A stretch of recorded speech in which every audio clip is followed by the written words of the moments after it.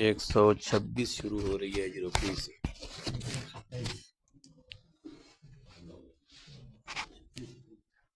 26 ٹھیک ہے، 127 رکوع سے۔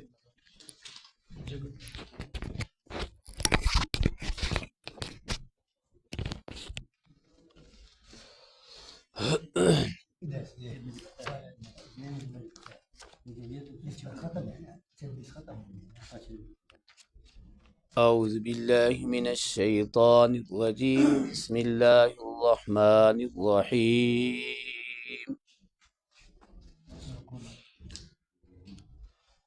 وقال الملأ من قوم فرعون أتذر موسى وقومه ليفسدوا في الأرض ويذرك وآلهتك قال سنقتل أبناءهم ونستحيي نساءهم وإنا فوقهم قاهرون۔ قال موسى لقومه استعينوا بالله واصبروا إن الأرض لله يورثها من يشاء من عباده والعاقبة للمتقين۔ وقال الملأ، اور کہا سرداروں نے، من قوم فرعون، فرعون کی قوم میں سے، اتذر موسیٰ، کیا آپ چھوڑتے ہو موسیٰ و قومہ اور اس کی قوم کو، لیفسدوا تاکہ وہ فساد کرے فی الارض زمین میں، ویذرک وآلہتک اور حالانکہ چھوڑ چکے ہیں وہ آپ کو، اور وآلہتک اور آپ کے خداؤں کو۔ قال سنقتل، تو فرعون بولا کہ ابھی ہم قتل کر دیں گے، ابناءہم ان کے بیٹوں کو، ونستحیی اور زندہ رکھیں گے نساءہم ان کی عورتوں کو، وَإِنَّا فَوْقَهُمْ اور بے شک ہم ان کے اوپر قاہرون غالب ہیں۔ قال موسیٰ، موسیٰ علیہ السلام نے کہا لقومی اپنی قوم کے لیے، استعینوا مدد طلب کرو تم باللہ اللہ کے ساتھ، وَاصْبِرُوا اور صبر کرو، ان الارض للہ بے شک زمین اللہ کے لیے ہے، یورثھا وہ اللہ وارث بنا دیتا ہے اس زمین کا، من یشاء جس کو چاہتا ہے، من عبادہ اپنے بندوں میں سے، والعاقبۃ للمتقین اور اچھا انجام آخرکار پرہیزگاروں اور متقیوں کے لیے ہے۔ کل کے سبق کے اندر ہم نے پڑھا تھا کہ فرعون نے جو ایمان لانے والے جادوگر تھے اور ان جادوگروں کو دیکھ کر جو فرعون کی قوم میں سے 6 لاکھ لوگوں نے ایمان لایا تھا، تو ان کو دھمکی دی تھی کہ ہاتھ بھی کاٹ ڈالوں گا، پاؤں بھی کاٹ ڈالوں گا خلاف جانب سے، اور سولی کے اوپر لٹکا دوں گا۔ اب یہ دھمکی تو جادوگروں کو دی ہے، یہ دھمکی تو ایمان لانے والوں کو دی ہے، لیکن اصل فاتحہ جو جادو کے یعنی جادوگروں کے مقابلے میں فتح حاصل کرنے والے تھے وہ موسیٰ علیہ السلام تھے، اور یہ موسیٰ علیہ السلام اور ہارون علیہ السلام یہی اس وقت دین حق کے داعی تھے، یہی دین حق کی طرف بلانے والے تھے۔ اس وقت کا دین حق حضرت موسیٰ علیہ السلام اور حضرت ہارون علیہ السلام کے پاس تھا۔ اب جب فرعون کے وزیروں اور مشیروں نے دیکھا کہ جادوگروں کو دھمکی دی ہاتھ کے کاٹنے کی، جادوگروں کو دھمکی دی پاؤں کے کاٹنے کی، سولی پہ لٹکانے کی، لیکن موسیٰ اور ہارون علیہ السلام کو کچھ بھی نہیں کہا۔ علماء نے لکھا اور بعض روایتوں کے اندر بھی ہے کہ یہ اتنا حواس باختہ ہو گیا تھا حضرت موسیٰ علیہ السلام کے جو فتح پانے سے، اتنا یہ ڈر گیا تھا، اتنا ڈر گیا تھا کہ حضرت موسیٰ علیہ السلام اور حضرت ہارون کا نام بھی دل پہ یعنی نام بھی زبان پہ نہیں لا سکتا تھا، اور اگر اتفاق سے کہیں آگے موسیٰ علیہ السلام آ جاتے اور یہ ظالم گزر رہا ہوتا تو یہ کانپنے لگ جاتا، اس کے اوزان خطا ہو جاتے، اور اس طرح جو ہے یہ بالکل فری ہو جاتا، اس کا پیشاب بھی نکل جاتا، بعض مفسرین نے یہاں تک لکھا ہے۔ لیکن اس طرح اس کے اوپر جو ہے وہ حضرت موسیٰ علیہ السلام کا رعب چھا گیا تھا۔ اب یہاں ان وزیروں کے مطالبہ کرنے کے باوجود کہا کہ اتذر موسیٰ، کیا تو موسیٰ علیہ السلام اور اس کی قوم کو چھوڑتے، جادوگروں کو تو مارنے کے لیے تیار ہے، لیکن موسیٰ علیہ السلام کا تو نام تک نہیں لیتا، قوم کا نام تک نہیں لیتا، تو موسیٰ علیہ السلام کو کچھ کہنے کے لیے تیار نہیں ہے، کیا تو چھوڑتے ان کو اس کے لیے کہ لیفسدوا فی الارض،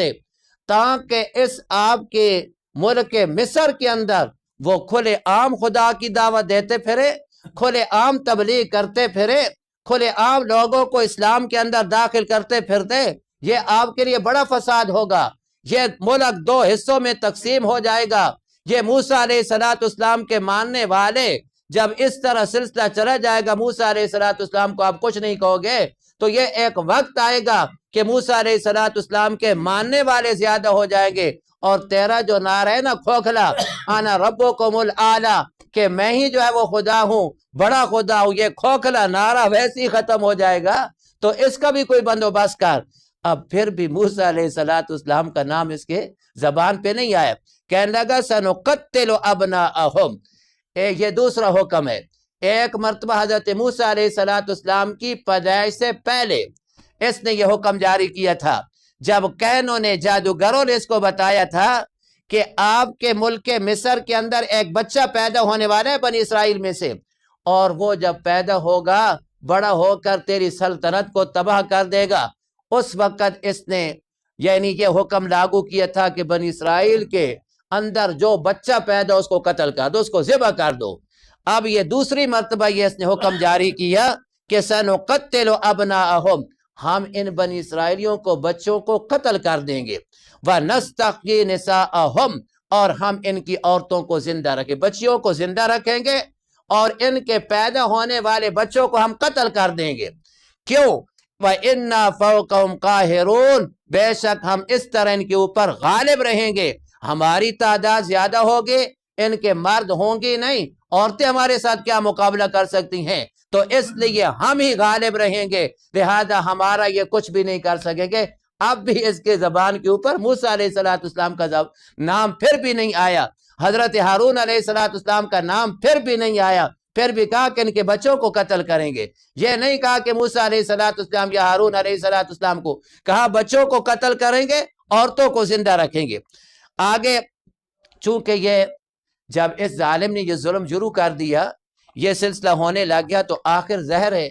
اپنے بچوں کو سامنے ذبح کرتے ہوئے کون باپ دیکھ سکتا ہے، کون ماں دیکھ سکتی ہے کہ اس کے سامنے بچہ پیدا ہو، اس کو ذبح کیا جائے۔ تو یہ جب اس نے حکم جاری کیا اور لاگو ہو گیا تو بنی اسرائیلی بڑے پریشان ہوئے کہ ہم کیا کریں۔ اسی پریشانی کے دوران حضرت موسیٰ علیہ السلام کے پاس آئے کہ موسیٰ علیہ السلام اب بتاؤ کہ ہم کیا کریں، ہم تو اس میں صبر نہیں کر سکتے، ہم تو جو ہے وہ کچھ نہیں کر سکتے۔ حضرت موسیٰ علیہ السلام نے دو نسخے بتائے، یہ میرے لیے بھی آپ کے لیے بھی قیامت تک آنے والے آدمی کے لیے یہ جو ہے وہ ایک یعنی یہ نسخے اخسیر ہیں، ان کے اوپر عمل کر کے انسان دنیا کی کامیابی اور آخرت کی کامیابی بھی حاصل کر سکتا ہے۔ پہلا نسخہ یہ بتا کہ استعینوا باللہ، میں اللہ کا پیغمبر ضرور ہوں،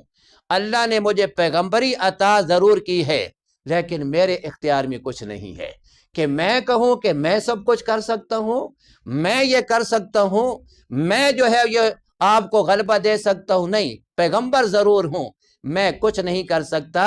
ہم پیغمبروں کے ساتھ بھی جب تک اللہ کی مدد نہیں ہوتی ہم کچھ نہیں کر سکتے، اللہ کی مدد ہوتی ہے ہم فتح پاتے ہیں، اللہ کی مدد ہوتی ہے ہم کامیابی حاصل کرتے ہیں، اللہ کی مدد ہوتی ہے تو اللہ ہمارے ہاتھوں کے اوپر خارق عادت معجزوں کا اظہار کرتا ہے، ہم کچھ نہیں کر سکتے۔ استعینوا باللہ، اس